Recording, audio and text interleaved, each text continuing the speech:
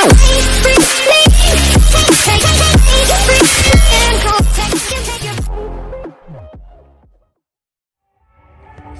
warahmatullahi wabarakatuh. Banyak orang yang meremehkan dan memandang sebelah mata tukang ojek. Tapi saya santai saja, karena hidup ini memang tidak pernah lepas dari komentar orang lain. Karena menurut saya, apapun pekerjaan dan profesi kita di dunia ini adalah mulia selama pekerjaan itu halal, dan termasuk sebagai tukang ojek. Menurut saya, ojek adalah pekerjaan yang membuat kita menjadi lebih tenang, santai, bebas, dan leluasa. Karena pekerjaan ini bisa mengatur waktu kita sendiri, dan bukan kita yang diatur-atur. Ada yang mengatakan hidupnya kurang beruntung karena jadi tukang ojek. Justru, menurut saya, jadi tukang ojek adalah keberuntungan yang luar biasa. Karena profesi ini mampu memanage waktu kita sendiri, terutama waktu untuk beribadah kepada Allah Subhanahu wa Ta'ala. Ketika menjelang waktu sholat, kita bisa mematikan aplikasi dulu untuk menjalankan kewajiban sholat tepat waktu dan bahkan berjamaah di masjid. Kalau pekerjaan yang lain, saya rasa belum tentu bisa. Tak mengapa kita dipandang hina oleh makhluk. Yang terpenting tidak hina menurut pandangan Allah Subhanahu wa Ta'ala. Intinya tak perlu mendengarkan apa kata orang selama profesi yang kita geluti tidak keluar dari yang namanya koridor syariat. Syukuri seperti apapun keadaan dan kondisi kita, dan jangan selalu membandingkan dengan hidup orang lain agar kita tidak menjadi orang yang kufur nikmat. Dan yang perlu diingat, apapun profesi kita tetap harus Allah yang dijadikan prioritas dan tujuan utama. Karena Allah menciptakan kita, wa ma khalaqtul jinna wal insa illa liya'budun.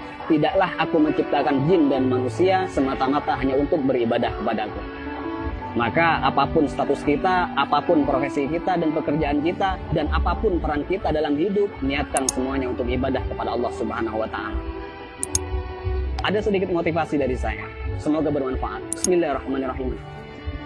Banyak orang kaya gelisah dengan kekayaannya dan hitung-hitungan dalam bersedekah, bahkan bersifat pelit dan kikir. Banyak artis bercerai padahal pasangannya sempurna, kaya, ganteng, dan cantik. Banyak pejabat korupsi, padahal puluhan juta gaji dari jabatannya. Banyak polisi yang tak mengayomi, tapi malah memeras rakyat. Ada yang mengatasnamakan perjuangan, malah menilap dana bos. Banyak pembisnis sukses, tapi tidak jujur. Banyak yang masih bergelut dengan riba, hanya untuk gaya hidup.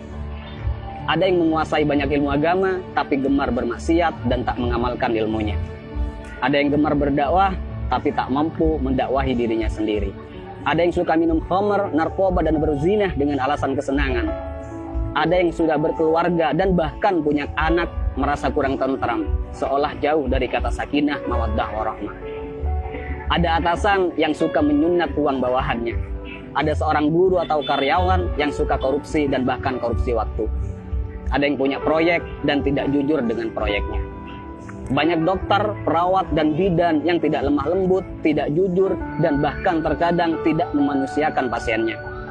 Ada yang sibuk mencari dunia sampai lupa pada Tuhannya dan lalai dalam sholatnya. Dan masih banyak lagi kasus-kasus yang tidak bisa saya sebutkan semuanya. Mari kita berpikir, kenapa mereka demikian? Karena dalam hidupnya bukan Allah yang mereka jadikan prioritas dan tujuan utama. Karena jika Allah yang mereka jadikan prioritas dan tujuan utama dalam hidupnya, maka sangat mustahil mereka berbuat demikian. Wa may yuhajir fi sabilillah yajid fil ardi muraghaman katsiran wa sa'a. Ayo kita berhijrah. Karena ketika kita berhijrah dan lalu Allah kita jadikan prioritas dan tujuan utama dalam hidup, maka Allah akan meluaskan rezeki dan kelapangan hati untuk kita.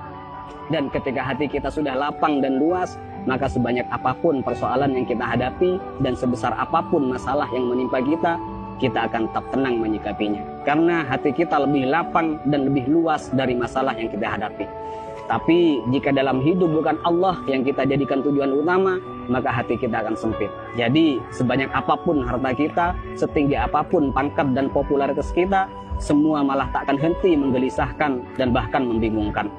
Karena hati yang sempit tak akan pernah merasa cukup dan bahkan akan menjadikan kita sebagai budak dunia yang tak akan pernah ada puasnya. Jadi sekali lagi buat teman-teman, tak usah malu apapun profesi dan pekerjaan kita. Selama itu halal, semua adalah pekerjaan yang mulia. Dan yang terpenting, apapun profesi kita, apapun pekerjaan kita, dan apapun peran kita dalam kehidupan, niatkan semuanya untuk ibadah dan jadikan Allah sebagai prioritas dan tujuan utama. Dan jika kita galau, gelisah, sedih, gundah gulana, hati tidak tenang, maka perlu kita cek, pasti ada kesalahan dan maksiat yang kita lakukan. Dan sudah pasti kita meletakkan dunia di atas Tuhan. Dan juga saya pastikan hubungan kita dan Allah sudah tak lagi mesra.